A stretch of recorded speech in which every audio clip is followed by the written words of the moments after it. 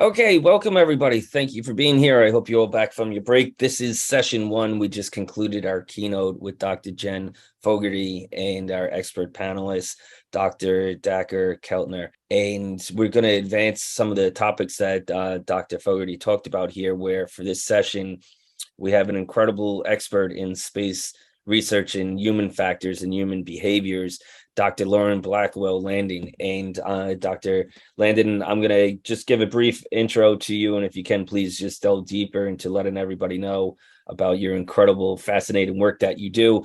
For everybody, for our participants in the live version, the chat box is activated. So please utilize that for comments and questions. For those that are watching this as a recorded version, at the very end of the video will be a video explaining the science behind awe and why we think it's such an important topic related to resilience and just being effective at the work we do, but also in our personal lives. Dr. Lauren Blackwell Landing is a research scientist, and she's specifically a team risk discipline scientist at the human factors and behavioral performance element, which is part of the human research program at NASA. That's a lot to say. If you think it's complex, it kind of is, but it's also really what it comes down to is getting humans to get along, understanding how humans operate, and then how humans interact with the machines that they need to. That's my interpretation. I could be completely wrong. And if I was, Lauren, please be nice to me when you correct me. And then for our special expert panelists that will come on more towards the end to try and connect the dots, share some of her personal reflections and key points from what Lauren shares with us, is Dr. Jill Harkavy Friedman from the American Foundation for Suicide Prevention. Each session, I do a quick wardrobe change to promote an organization. It's not advertising because they're not paying me, but the one I am happily wearing is my Hope t-shirt. That's part of the key core message from AFSP, and maybe I'll explain a bit more of that later. But instead, for the moment, I'm going to turn it over to you, Lauren.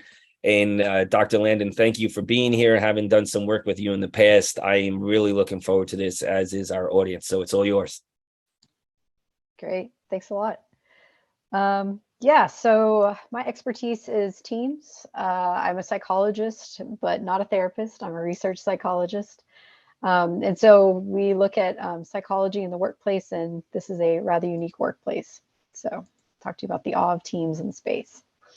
So as we prepare for Artemis, this was the, of course, launch of the Artemis 1 mission went successfully. And so now that we've successfully completed Artemis 1, it's a countdown to Artemis 2, and Artemis 2 will have a crew on board. So that small team of folks will need to work in this high consequence environment, lots of stressful, things going on around them, and a high degree of danger. And so they have to work well together and live well together to support each other to be successful at this mission. And so we will continue on through the Artemis, eventually getting to moon landings. And then, of course, our long scope is looking at Mars, and Mars will be a radical paradigm shift because you have an extended communication delay. So for effective teams, one thing I want to drive home is that, so for effective teams, 2 + 2 can equal 5. You have a group of highly technically skilled experts and they're put on a team together. Well, if they're not working well together and they don't have good team skills and they're not motivated to contribute to that team, they will not accomplish everything they need to. If you have a good technically skilled team that also has good team skills, they can do even more with what they have. And so that's really what we're looking for when we build these astronaut teams, is how do we advance even beyond kind of the sum of its parts and become something even greater. And we see some key things that really matter for these teams in space, right? So you're out there, you're doing your EVA, floating in space. It's a very high consequence. If your buddy makes a mistake, you need to be there to back them up. So what really matters here? Duration. So the longer the mission goes on, the more these interpersonal frictions, the more stressors that you're being hit with all the time in space, and that can be really taxing psychologically, and that can also be taxing on the relationships between the crew members in space. The isolation and confinement, of course, will be very taxing. Imagine having to be in a van, or for the ISS, which is relatively large, a house with your 4 to 6 closest colleagues for months at a time, and you don't get to go home and take breaks with your family. Very psychologically stressful. So you have to be very cohesive as a team and really be adaptive and resilient. And then the communication delays. So like I said, when we go to Mars, we now have a one-way communication delay of about 20 minutes. So you're sending a signal from mission control over to Mars, that's 20 minutes. For them to respond back, so that's 20 more minutes. So imagine an emergency situation occurs and you need the experts on the ground to be helping that crew in space. And you have to wade through this 20-minute delay each way. That's going to radically change the way that you respond to these time pressure situations. And so we have to build new tools to work around that complication. So a great quote, I really didn't pay him to say this, but Scott Kelly was on a one-year mission. He's kind of kicked off this new series of one-year missions for us. And him and his colleague from Russia, Kornienko, went up together for a year. And he said, every day I was exposed to 10 times the radiation of a person on Earth, which will increase my risk of fatal cancer for the rest of my life. Not to mention the psychological stress, which is harder to quantify and perhaps just as damaging. So these astronauts know what they're getting into. They understand the stressfulness of space. Not that it's physically dangerous, just physically dangerous, but also it's very psychologically stressful. And think about what that psychological stress is doing as it cascades throughout the interpersonal relationships throughout that team on board. And so the other thing I want to think about is there's multiple pieces to this puzzle. So we have the pre-flight training. You select the right people, you put the right mix of people together for that team, and think about the personalities integrating on board. But you also have to think about the technical skills that are needed on board, right? So the technical skills will take the forefront. And then you launch that crew. Hopefully you've launched a crew that's cohesive, they work well together, they're coordinating long before they launch, and then they can function well in space. And then there's also the piece on the ground, this giant multi-team system on the ground. It's amazing that we're able to coordinate all these different complex systems between all these different teams. And the team in Houston is also working with teams over in the other countries that are working on that International Space Station together. And so you have to coordinate across the globe, across different languages and time zones. And this giant orchestra is working to support the safety of that crew in space. And so when we think about teams in space, we have to select the right people, and they have to be rock stars in their own right, but also team oriented and have team skills and capabilities for building on top of those team skills so that they can work with all these different types of people that are selected to be astronauts. Then we pluck out the few for one particular mission. So we're thinking Mars, that's 4 people, 2.5 years together in a tin can. Selecting the right people for that mission, composing that right team is going to be very tricky. And then training them. So training them in technical skills, but also training them in just being good roommates and working together well as a team and communicating. And then giving them the tools to self-correct. So if they're out on Mars, they need to be able to detect problems themselves and maybe talk about it, have these tough conversations and debrief and look at the tasks that they've done and self-correct that way.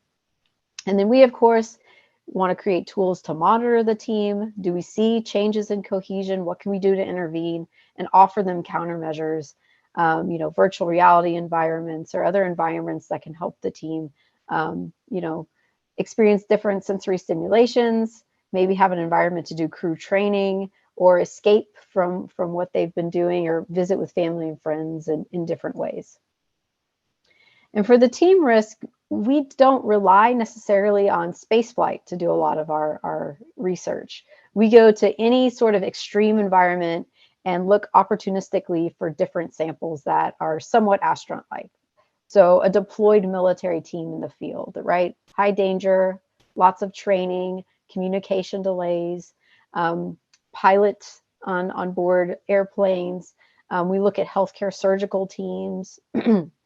And then we have a series of mission simulation analogs. We have some underwater, we have some at Johnson Space Center.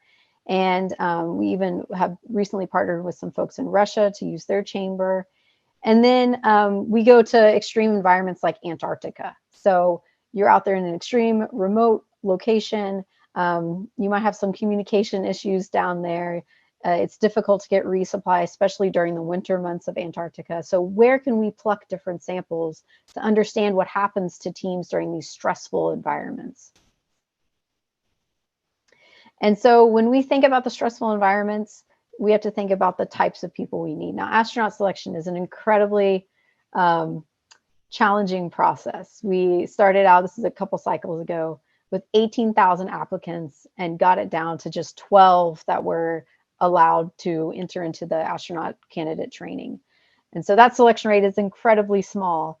And they go through a battery of tests. So psychiatric tests, obviously, and then looking at the psychological side of suitability. So, you pass your psychiatric evaluation, but are you incredibly resilient? Are you incredibly team oriented? Can you face the danger and the stressful environment and still get the job done and keep your head cool? And then, of course, the medical qualifications on top of that. Is your body ready to engage in the stressful environment of space? So we had some recent classes. They always give each other colorful names. So the turtles and the flies. And these are some of the most highly achieved individuals before they even walk in the door to apply to be an astronaut. And from there, we select the right type of team-oriented people to become astronauts. So this is basically a slide full of rock stars right here. And one thing to keep in mind is, even though they are rock stars and they're very team oriented, when you put a crew together, there is no perfect crew. We are humans still. And so we have to look at the whole team and all the different needs of the team and the mission. So we think about the technical needs for the mission, and we also think about the mix of personalities as they're living and working together. And there's also things operating in the background. So we're not naive to the political influences of who's going to go up. Because we have an international space station. So we need folks from all the countries to take turns. There's also radiation limits and physiological limits we have to consider. And so when we put that team together practically, we focus on the technical needs first, and then we think about the composition of the individuals involved. We look for red flags, right? So if there's some red flags, maybe we can work around it through crew training pre-mission. We can engage them with different monitoring tools and countermeasures, but we understand there will be friction points. And we see that in our studies. Astronauts report that they have frictions on board. Analogs report they have frictions on board. And so we just need to be ready to try to predict that, prevent it when possible, but then help the crew repair any sort of fractures within themselves so that they're always ready. And we see this in our studies. If you go out, so this is an analog that we had on the side of a volcano in Hawaii, and they're mapping lava tubes. And if you have folks go out and they're more cooperative individuals, and they're able to be more efficient in their work and more stable in that efficiency over time. But if you have folks go out on these teams and they're more self-serving individuals, then they're less efficient, less stable in that efficiency over time, and they're just less stable overall in the performance of those geological tasks. So you want cooperative people. That personality will influence the objective performance of these geological tasks, which is kind of amazing to see.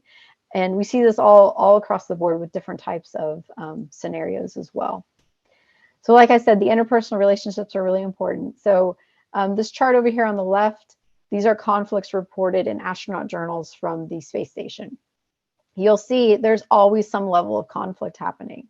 Now, we're not talking about fistfights, right? These are small, kind of fractures and disagreements and things, but those things can build over time. And so we see over time, the number of conflicts reported increases. And also over time, the group interaction positivity decreases. So that's a duration of 3 to 6 months for these data points. Think about what that's going to do when you go to Mars for 2.5 years on a mission. And where will those lines end up by the end of that Mars mission? We need to be able to engage in that team and give them interventions and ways to self-correct to maintain that cohesion. And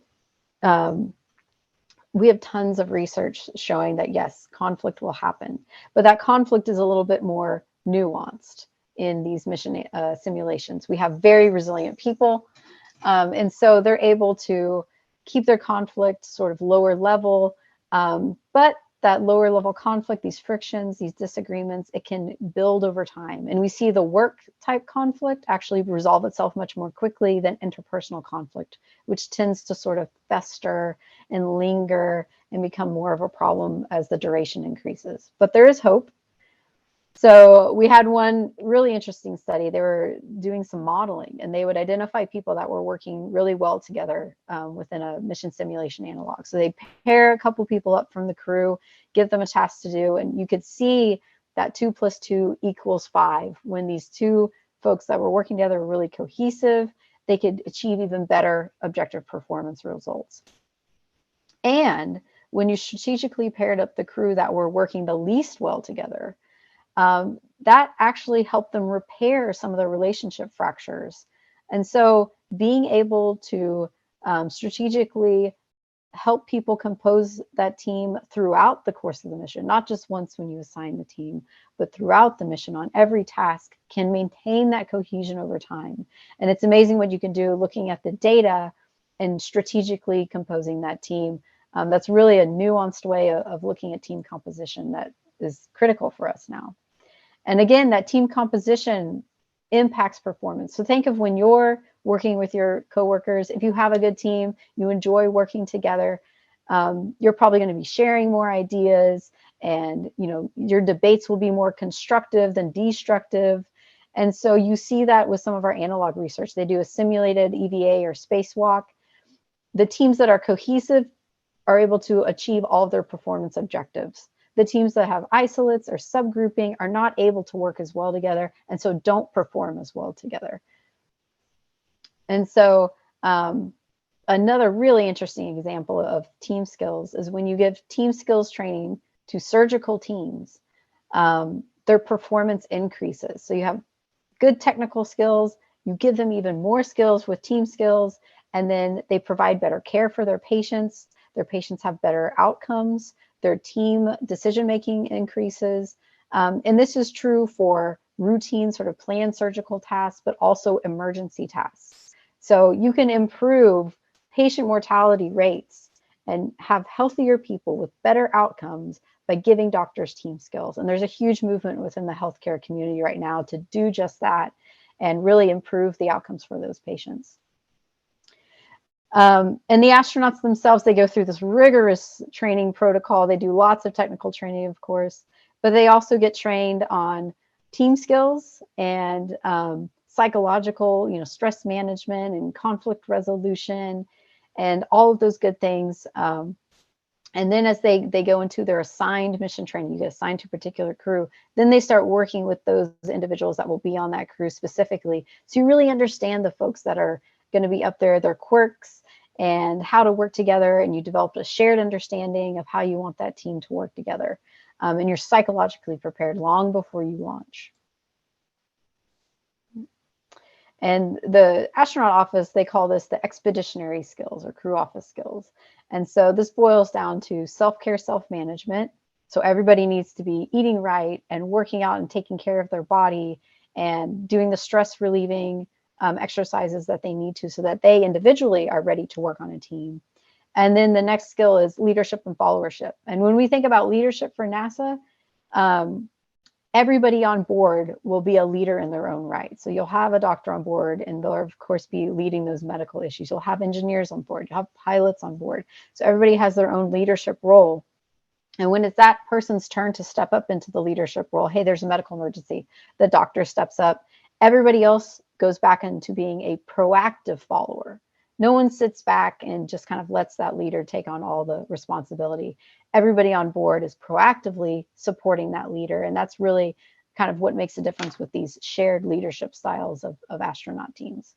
And then you want good communication and you want good team care. Team care can be, hey, you look really tired right now. Why don't you go take a nap and I'll pick up some of the slack for you. And so looking out for your teammates is really important. Helping out when you need to kind of pick up part of their slack there, that's really important as well. And then, of course, the last one is teamwork and group living. And group living is kind of a unique skill set because you're living with your coworkers in space. And so they actually get trained on being good roommates and just living and working well together. You know, think about if you would have gotten some good group living skills training when you moved in with your college roommate or with your spouse, right? That might have helped things go a little smoother with that transition. So astronauts are actually trained in these things. And they get lots of behavioral health training. So expectation setting goes a long way. What is it really like up there? So they talk to astronauts that have flown before. Stress management, conflict management, cross-cultural training. They work with an international crew. So how do we navigate differences between our cultures? And then integrating team skills into the objective sorts of technical tasks that they'll be doing, like geology tasks. They go up and do T-38 jet training, and so they can integrate the technical side of jets with the team skills of co-piloting together. And in the future, as we go to Artemis, as we go to Mars, we need to really enhance the intact team training, make it very immersive, think about different virtual reality environments and other things to do there to help that training. And the team does lots of other things to kind of help maintain that cohesion. So they have movie nights. They actually have a TV screen on board where they watch movies together. They get care packages. They share food from their different cultures with each other. They look down and they can see nature. They see the world through this giant cupola window. And that's really psychologically beneficial. And they can talk to their family and friends, which is incredibly psychologically supportive. And we, of course, maintain monitoring devices on board so that they can understand how their brains are functioning and responding to stress in space. And then the big thing that we have to think about too, it's not just about the crew in space, it's about this entire multi-team system on the ground working together in this giant orchestra to support that crew. And it's amazing the way the information flows back and forth, and they problem solve across these many different levels of expertise. But we can't replicate that for Mars. We have an incredibly diverse set of experts with lots of experience. You can't package that up in a black box and send it to Mars. And so we need to think about new ways that we're going to support that team in this communication delayed Mars mission, especially when there's emergencies on board that involve quick problem solving and trying to figure out what's going on. So this is a great quote. One of the EVAs that was happening on a previous mission, the astronaut said, we had to work together as a team very, very closely with each other, real time, and also with the ground teams. We literally called down to the ground and say, hey, we're thinking of this plan. It was literally down to the centimeter. So thinking about that with a 20-minute delay to Mars, and they're trying to work closely on these very dangerous tasks. There's a lot of things that we need to get ready before we do these future missions. And integrating with human robotics and thinking about the way to design a habitat so that it offers privacy, but also open team space so they can get together. And then virtual reality environments, augmented realities to try to help them get their tasks done. We can integrate in different ways of teaming with these different AI systems. And different ways of integrating across different biological systems as well, because the nexus is really the brain. So what are all the things like your sleep, and the food that you're getting and the exercise you're getting that influences your brain, and that influences the way that you're prepared to work on a team together and the mood that you're in interacting with people. And the next big question mark is the privatization of a lot of these new missions. So private astronauts are launching, more commercialization is happening. And so when we mix the general population into these really dangerous environments, what sort of risks are being introduced? And we don't really have a handle on that yet. There's still a lot of question marks here when we launch folks together in space and make it more accessible to everybody. So with that, we recently put out Psychology and Human Performance Space and Space Programs book. If you have chapter requests, I'll send you any chapters that you want for free. But I'm happy to share any of the research we've done in our area. So I'll open it up for questions now, or for Jill, I guess. When you were talking about the expedition behaviors, and this for me, at least, I think is truly, aside of this is all interesting, takeaways that people can get from that is learning that kind of training. So And if you could just leave that slide up for a second too, and look, sure. everybody do whatever you want. I can't make you do anything because none of you are with me. But write those 5 key skills down, because that's one of the sub areas I've been doing a lot of work on: leadership, team environments, no matter what the profession is, how that applies to everything. And the way that my working definition of the expeditionary skills, and it's based from Knowles as well, is expedition behavior is the awareness, attention, and taking positive actions to influence your group and work towards achieving the agreed upon goal or goals. And then what I love from your work and others, it's that idea of, and the final part of the definition is, it's doing your part plus a little bit extra. And again, everybody, you get it as interactive as you make it. And I was thinking how each of these apply in just work office environments. And I love the last one. I laughed when I thought of an example like the teamwork group living. It's not just planning to live on Mars or the ISS. Just think about it, the joke, but we all know it's true. The person that brings the stinky lunch and then microwaves it and smells up the whole office, that's not group living in a positive way. And Lauren would give you negative marks if she was doing a study on you. So don't be Not considerate. Yes. Yeah. And that's the idea of the other last thing I want to point out on that is just really a term that caught me off guard, and it ties into this concept of awe, which we heard Dacker and Jen talk about, and others I'm sure will. That idea, we all know leadership skills, but how important followership is. There's one boss, there's one leader, and I know how you said they rotate, but whatever that specific mission or task is, how much the lack of followership creates toxicity and the back talk and the bickering. And that's not just preparing that for space again. How we all know that in our own professions, where the real toxic environment's created is by that backstabbery. And for me, when I teach and train others in police and first responders and beyond, I emphasize that word because it's attached to, I think, humility. And I don't know if you wanted to share anything on that at all, Lauren. Yeah, that's really interesting. Humility comes up a lot. I've been doing a little bit of research into the private astronauts and kind of opening it up to the general population, or frankly to people who have big bank accounts and can afford to buy a ticket to space. And one of the things that really comes through is that when people fly to space, exercising humility and just pitching in wherever they see a gap and somebody needs some help or something goes a long way to keep that crew cohesive.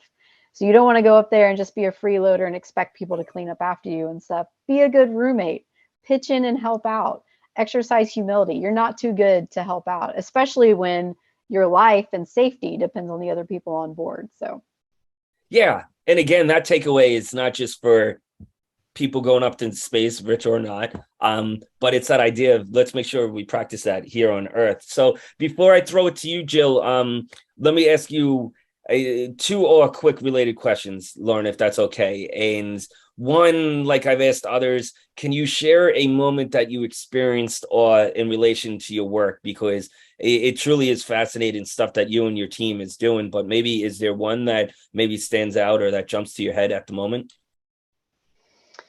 yeah, I get to do several different things with my job. I do research, I oversee externally funded research, and then I also get to train some of the astronaut crews and the flight controllers in team skills. So watching them, we throw them curveballs in some of these training simulations, and watching them pick up the skills and just run with it is a total way I see awe happening. And so when I see that in action, these really amazing people, they're already amazing in their own right, and then you can improve their performance even more by giving them these soft skills, these team skills. That's invokes awe every time. Excellent. And then just last quick question of these various, how I argue my work ties into other resilience practices as well. Maybe one that I have for you is, there's finding meaning and purpose in the work that people do. And for you, clearly, it's more than just work, it's a passion, which I think is required. But as much as it's a passion of yours, what do you do that when you're not working to sort of give your mind and your body a break from all that work stuff? What do you do and you had it there as the first one is self-care, self-management. What's maybe one that you do that maybe will be a tip that somebody else will be like, okay. Yeah, so I mean, I try to work out and do those things, kind of the common things we think about: working out, exercise, taking care of your body so your brain is ready for what it needs to do. And then I have three small children. They're 5, 3, and 1 years old. So being creative and silly and just living through them, like doing all the silly things they want to do, that is definitely one way that I do self-care. It just helps me kind of decompress and totally take my mind in a different direction than these more complicated space problems. Excellent. Thank you. And again, tying that to resilience, what I pull out of that is how important physical health is and how it ties into the mental health. But then also with your three young ones at home, how much just humor and smiling. And this is what I tell people. It's and this is my bad joke. I try and throw in only one bad joke in each session. It's not rocket science. It's neuroscience. Technically, it's awful. I'll edit that out in the recordings. But it's the idea of, at least thank you both for laughing. It's that idea. Let's not make it complicated. Sometimes we just being around people and having just a good laugh, whether it's kids running around, it feels good feeling good. So thank you for sharing that. I'm going to throw it over to you, Dr. Jill. As I don't know if you saw it before, Yes, very I proudly did. wearing my shirt. It truly, and this isn't pie in the sky BS. The idea of hope, because you deal, for those, please click her name on the website, learn more about AFSP, American Foundation for Suicide Prevention, #1 funder in the world in suicide prevention research. And knowing you, Jill, personally and professionally, like, you're just a good person doing a lot of great work as your organization. I'd love for you to just hear any key takeaways from Lauren, and if you have a question or two for her. So I'll throw it over to you. Sure. Well, I have to say I'm in total awe of you. I respect you, and I wonder about you're amazing, and I'm a little afraid. So just to say, I have total awe for you. And I very much enjoyed your presentation, and it reminded me of two things. One is some of the organizational and group work through the Tavistock group, where they talk about 4 important ingredients, and Doctors Green and Mellencamp spelled it out in what they call the BARD model. So it has to do with boundary, authority, role, and task. And a lot of what you were talking about was the development and maintenance and flexibility of boundaries, and that everybody knows who's in charge for what. That's the authority part. And then everybody has a role, actually probably more than one role. And they have a role in the task. But one of the tasks that it seems like the astronauts have to do is get along and live together. And that not just work together and be a team, but be a little in awe of each other and respectful. And well, I have my 4 keywords. I don't know what your keywords are for life, but I've recently come to mind, which are compassion, respect, patience, and persistence. And I hear that in what you're saying. So I think about in group relations, you talk about large groups, small groups, intergroup events, which we all do every day in our life, right? Some groups we're a part of, some groups we're not a part of, and really knowing your boundaries, authority, role, and task in those situations. So if I get on the subway, I don't have any role but to stay out of people's ways. And I don't have any authority. I swipe my card, I get on the subway, and wherever it goes, I'll get there when I get there. And everybody on the subway acts that way, even though we don't know each other, or almost everybody. So I think about the workings of group relations, that it's a balance between what individuals bring to the group, and yet at the same time, the group has is kind of like an entity unto itself. So that's one of the things that I thought about, which of course I could go on forever, but I won't. The other is a sports analogy.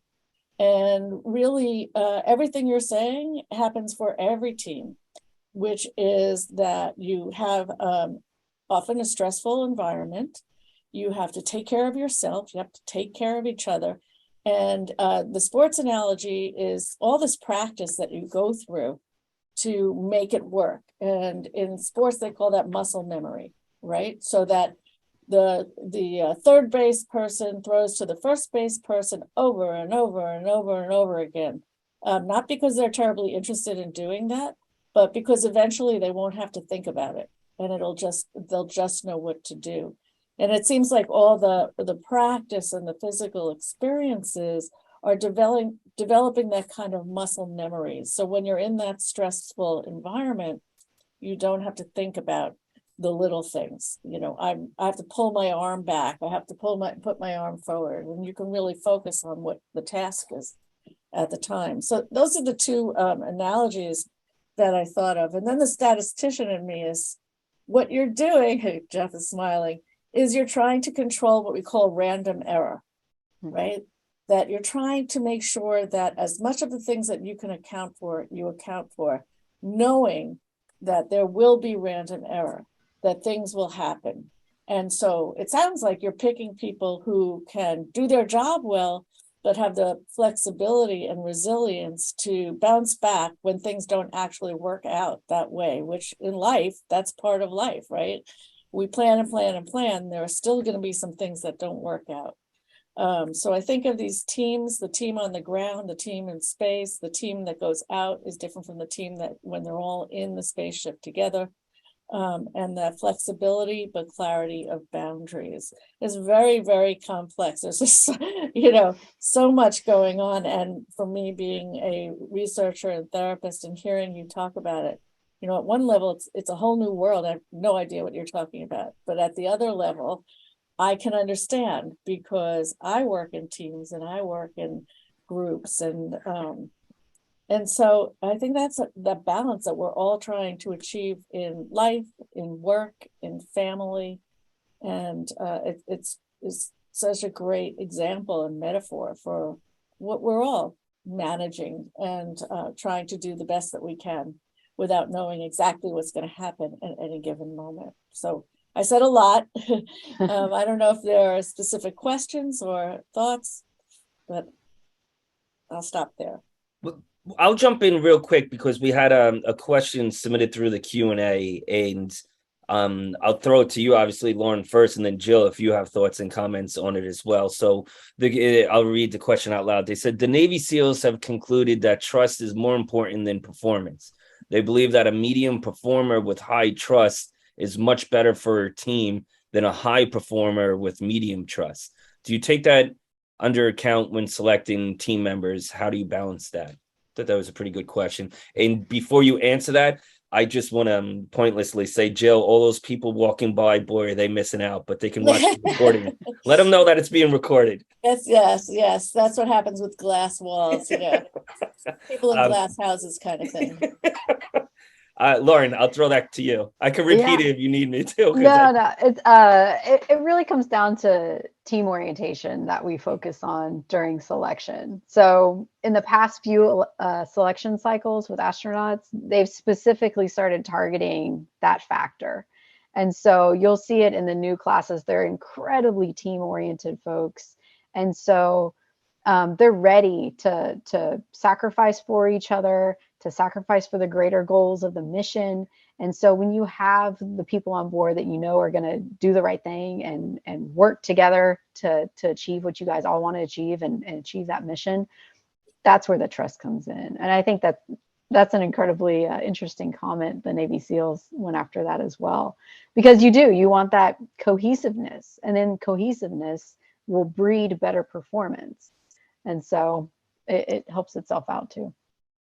I don't know, Jill, did you want to add anything? Well, I'm thinking about trust and what is trust. And trust is really more on an internal thing of what you expect and bring to a situation, as well as a social thing about what somebody else brings. And trust and expectation, I think, are very mixed. You don't have to like a person to trust them. And it can be viewed as a bond.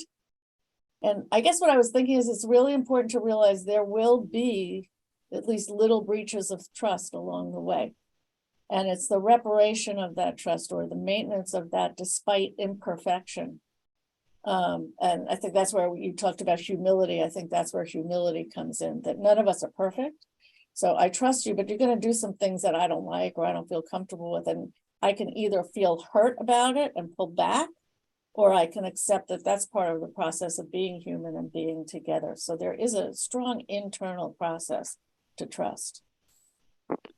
Yeah. it was something I'm thinking, given your background, Jill, right? In not just overseeing the funding of research, but participating and conducting it yourself. And Lauren, same thing with you. And why one of the things that draws me to working at Columbia is the idea of the term called translational research, doing research for the purpose of affecting and impacting people directly. And as I tackle that idea with both of your work, and I'll throw it to you, Lauren, and Jill, I'd love to hear what you think as well, is it's that idea, though, is when you're measuring it and doing the research, it's human beings. But then also human beings can say they're a good team player. They could do really good on your tests or what have you, your measurement scales. But then I would imagine, and I know we have Sarah coming on, I think it's later this afternoon or tomorrow, talking more about the analogs. And for what everybody, for your understanding, these analogs that she was showing the photos are, they do these experiments basically on Earth for the most part, and they put people together to see how they live and work in environments that are supposed to be as close to as identical as like the trip to Mars or what have you. And I just wonder how do you measure whether or not the people getting along or learning, like you said, and you said it earlier too, like I know from some of your research reading the journals, or the third quarter lag you expected. So how what I wrote down, you try to predict it, prevent it, and repair it. And I don't know, I'm just going to say something and put a question mark at the end. It's really, really hard. And especially that's for people that don't realize that it's your job and the pressure that's on you, even though ultimately it's up to the astronauts. It's your job to try to do those three things. So I don't know. How do you do it, and how do you keep trying to address it? Yeah. So right now we do a lot of surveying. We ask them about the cohesion amongst their teammates. We ask them if there's any conflict going on. We ask them about the team processes, like, are you able to be psychologically safe and take risks and offer new ideas and not get slapped down for it on your team? We're trying to shift into ways of doing that more unobtrusively. So instead of surveying them to death, can we listen to what they're saying, have an algorithm operating in the background that analyzes the semantics and the lexical analysis, and then can offer up like, hey, this team is cohesive or not very cohesive, you need an intervention. And so we're trying to move into not asking them directly, because sometimes maybe people can figure out how to fake that or present the way that they want to. I will say for the analogs that we operate in, they're pretty upfront about everything. So that's good. And when we marry the survey data with other ways of analyzing data, like analyzing what they're saying, we can see kind of the overlap there. So that's good. So we're hoping to move more into that unobtrusive measurement space for sure. Great. And Jill, I was just thinking if there's a tie into I think about in some of the stuff I'm involved with, the suicide prevention work and trying to identify the behaviors, but then the interventions can't just look good published in a research journal. They actually have to be practiced and embraced. That's and right. Yeah, I don't know if you have thoughts on that with what Lauren said as well. Yeah, I was thinking about the importance of motivation and of external consultation. That in most situations, you don't have to do it yourself. You have somebody who's in therapy, we say a participant observer, who isn't playing a role in the person's life, but looking at it and saying, gee, I think this is happening. What do you think? So that having that outside observer, which I think is part of what Lauren is talking about, but it also depends on the motivation, both internally and the motivation of the group, to keep working towards that conflict resolution and that sort of almost like a steady state of being able to work together. And everybody on board has to be motivated to maintain that and to want to work towards that, knowing that it's an imperfect process. With regard to treatments and things like that, it's very interesting to me. First of all, we've had treatments that look good and people started doing them, but they don't work. So in suicide, that's like contracting for safety. It's like, promise me you won't kill yourself. Well, that's not how the brain works. And you can't promise that you're not going to do something, because in suicide, there is a certain crisis state that happens where the person loses access to their usual coping. So they could promise you, but that doesn't mean they can carry it out. But we've learned that helping people plan in advance, which is something we're talking about, using something like a safety plan and planning out, if I start to go down that pathway, what are some things I can do to head it off at the pass and to not act on it, to create a safe environment? Who can I reach out to? Because I won't be thinking that well at the time. So that works. Promise me you won't kill yourself doesn't work. And so that's where that's why we have research to test out these things and see if they're working and to learn about what components are working so that we don't have like a 10 component treatment when it turns out you only need the first two. But I'm always amazed, you know, I'm lucky that I have this unusual view of suicide research. I'm amazed that there's all this work going on in brains and understanding the brain and how it works in suicide. And then there's the treatments, and they don't always inform each other, but in the end, they are working on the same processes. We learn from studying the brain that people have difficulty with decision making and weighing out rewards and all this stuff. And the therapies, which didn't really necessarily rely on brain studies, help people to process things, to make better decisions, so there is some synergy between treatment and all forms of underlying research that happens in the process of all of us caring about suicide prevention. Excellent. Thank you, Jill. I know there's a handful of questions posted. Sorry that I won't be able to get to all of them because we only have 2 minutes left. I don't know if you could just briefly answer one of the last ones. Is there a certain program or an algorithm that you use to measure these things, Lauren, with your work?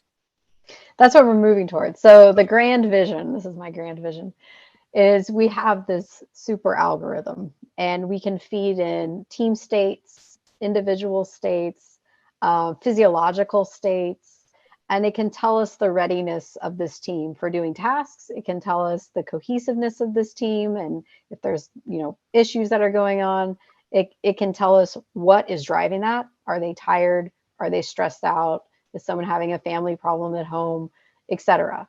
And so when we feed all this, we get a holistic picture of the person and the team. And so then you can do interventions that aren't like throw everything at the wall and see what sticks. It's more nuanced, it's more targeted, it's more efficient.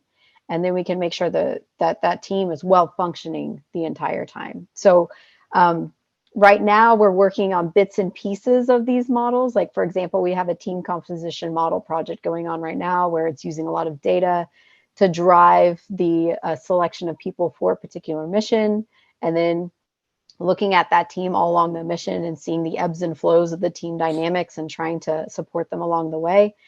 And then we can couple that or dock it, if you want to use space technology, we can dock that model with other models, like a fatigue model, for example, and then it'll give us an even fuller picture of what's going on. So that's in the future, but we're getting there. Yeah, and that's what it's all about. I think it's the process and realizing things don't always go the way we want, and that's where the personal resilience comes into play. That's part of life too, and how do we adapt? We're out of time. I want to thank you both, Dr. Jill Harkavy-Friedman from AFSP and our space expert, Dr. Lauren Blackwell Landing. Fantastic. And I'll clap for everybody because we can't see anyone else. I truly, truly appreciate you taking the time and sharing all this with us. Thank you very much. Thanks for having me. Take care. Bye-bye. Bye.